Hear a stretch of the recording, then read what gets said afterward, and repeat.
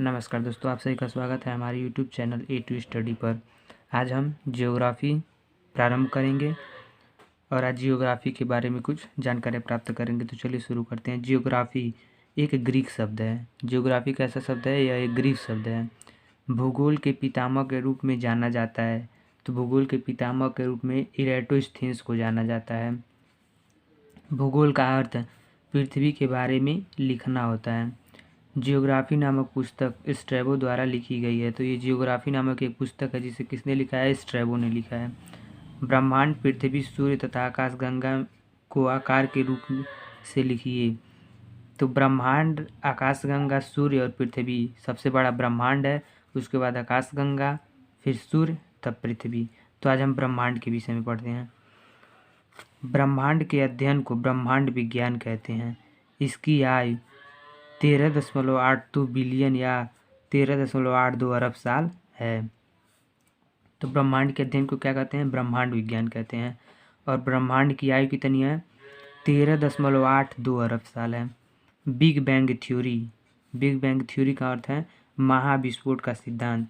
यह ब्रह्मांड की उत्पत्ति से संबंधित है। इसे 1927 में जॉर्ज लेमित्रे द्वारा प्रतिपादित किया गया था। तो जॉर्ज लेमित्रे द्वारा इसे प्रतिपादित किया गया था महाविस्फोट का सिद्धांत, और 1927 में दिया गया था। ब्रह्मांड में आकाशगंगाओं की कुल संख्या 10⁻11 है। अपनी आकाशगंगा का नाम दुग्ध मेखला है। अपनी आकाशगंगा का क्या नाम है? दुग्ध मेखला। दुग्ध मेखला के निकटतम आकाशगंगा का नाम देवयानी है। यह दुग्ध मेखला की दोगुनी है। तो ये दुग्ध मेखला जो है उसके सबसे निकट जो निकटतम आकाशगंगा है वह देवयानी है, और ये दुग्ध मेखला की दोगुनी है। चलिए दुग्ध मेखला के बारे में कुछ पढ़ लेते हैं। इसकी आयु 13.2 बिलियन वर्ष है तथा आकार सर्पलाकार है। दुग्ध मेखला की त्रिज्या 50,000 प्रकाश वर्ष है। अपनी आकाशगंगा दुग्ध मेखला का आकार इस प्रकार है। ये जो देख रहे हैं हम, ये सर्पिलाकार इसी प्रकार का है, स्प्रिंग टाइप का ये होता है दुग्ध मेखला का आकार। अपनी आकाशगंगा के मध्य में एक ब्लैक होल है जिसकी गुरुत्वाकर्षण शक्ति इन्फिनिटिव तथा घनत्व भी इन्फिनिटिव है। ब्लैक होल से पृथ्वी की दूरी 30,000 प्रकाश वर्ष है। गांगेय वर्ष। ये गांगेय वर्ष क्या होता है? Cosmic year. कॉस्मिक ईयर क्या होता है? सूर्य के द्वारा पूरी आकाशगंगा का एक चक्कर लगाने में लगा समय कॉस्मिक ईयर कहलाता है। मतलब सूर्य द्वारा पूरी आकाशगंगा का जब एक चक्कर लगाया जाता है उसे हम गांगेय वर्ष कहते हैं। सूर्य द्वारा पूरी आकाशगंगा का एक चक्कर लगाने में लगभग 250 मिलियन वर्ष या 25 करोड़ वर्ष लगता है। 250 मिलियन वर्ष या 25 करोड़ वर्ष लगता है। चंद्रशेखर सीमा। अब ये चंद्रशेखर सीमा क्या होती है? चंद्रशेखर लिमिट। सूर्य के द्रव्यमान का 1.44 गुना चंद्रशेखर सीमा कहलाता है।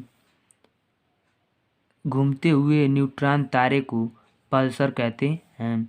चंद्रशेखर को सन 1983 में नोबेल पुरस्कार दिया गया था। तो जिन्होंने ये दिया था चंद्रशेखर सीमा, तो उन्हें 1983 में नोबेल पुरस्कार दिया गया था। ब्लैक होल का सिद्धांत चंद्रशेखर ने दिया था।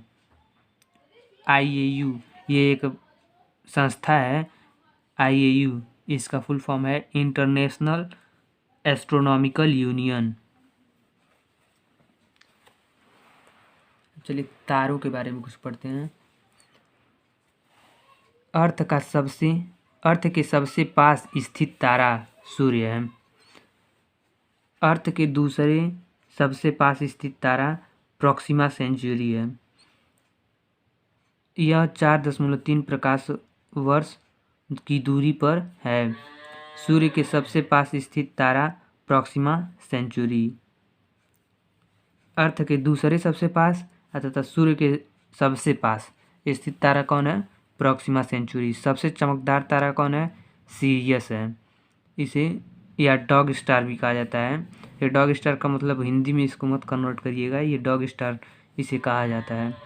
यह पृथ्वी से 8.6 प्रकाश वर्ष है।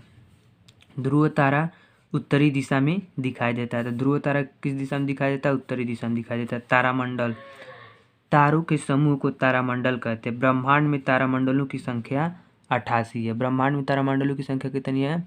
88 है। सूर्य किसी भी तारामंडल का भाग नहीं है। तो देखिए सूर्य जो है किसी भी तारामंडल का भाग नहीं है। प्रकाश वर्ष के विषय में पढ़ते हैं। लिमिट लाइट ईयर, प्रकाश द्वारा एक वर्ष में तय की गई दूरी प्रकाश वर्ष कहलाती है। यह दूरी मापने की इकाई है। तो प्रकाश वर्ष क्या है? यह दूरी मापने की इकाई है और एक वर्ष में प्रकाश द्वारा तय की गई दूरी को प्रकाश वर्ष कहते हैं। यह तारों के बीच की दूरी मापने के काम आता है। एक प्रकाश वर्ष बराबर 9.46 × 10⁻15 मीटर होता है। सौरमंडल, सोलर सिस्टम, सूर्य के गुरुत्वाकर्षण के कारण सूर्य का चक्कर लगाने वाली सभी वस्तुएं सौरमंडल के भाग हैं, जैसे कि planet, dwarf planet, comet, asteroid और ये सभी जो हैं वो सौरमंडल के भाग हैं। सौरमंडल में 8 ग्रह, 5 बौने ग्रह तथा एक तारा है। भूकेंद्रीय सिद्धांत, इस सिद्धांत को टॉलमी के द्वारा प्रतिपादित किया गया। इस सिद्धांत के अनुसार पृथ्वी बीच में स्थित है और सूर्य इसका चक्कर लगाता है। सौर केंद्रीय सिद्धांत, इस सिद्धांत का प्रतिपादन कोपरनिकस द्वारा किया गया है। इस सिद्धांत के अनुसार सूर्य बीच में और पृथ्वी इसका चक्कर लगाता है। ग्रहों के नियम का सिद्धांत, इस सिद्धांत का प्रतिपादन केपलर द्वारा किया गया। इस सिद्धांत के अनुसार सभी ग्रह सूर्य की दीर्घवृत्ताकार कक्षा में चक्कर लगा रहे हैं। तो दीर्घवृत्ताकार कक्षा है, इसमें दीर्घवृत्ताकार कक्षा में ये सूर्य के सारे ग्रह चक्कर लगाते हैं। अपसौर और उपसौर और अपसौर, तो उपसौर के विषय में सुनते हैं। जब पृथ्वी सूर्य से बहुत पास होती है तो उसे उपसौर कहते हैं। ये 3 जनवरी को होता है अपसौर। जब पृथ्वी सूर्य से बहुत दूर होती है तो उसे अपसौर कहते हैं। यह 4 जुलाई को होता है। पृथ्वी और सूर्य की सबसे निकटतम दूरी 4 ये निकटतम सबसे औसत दूरी है। ये दूरी बताई जा रही है 1.47 × 10⁻11 मीटर।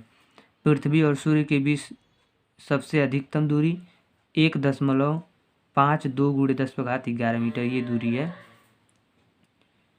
एस्ट्रोनॉमिकल यूनिट, खगोलीय इकाई, पृथ्वी और सूर्य के बीच की औसत दूरी को खगोलीय इकाई कहते हैं। एक खगोलीय इकाई बराबर 1.49 × 10⁻11 मीटर। तो आज के वीडियो में इतना ही। अगले वीडियो में हम सूर्य के विषय में पढ़ेंगे। Thank you.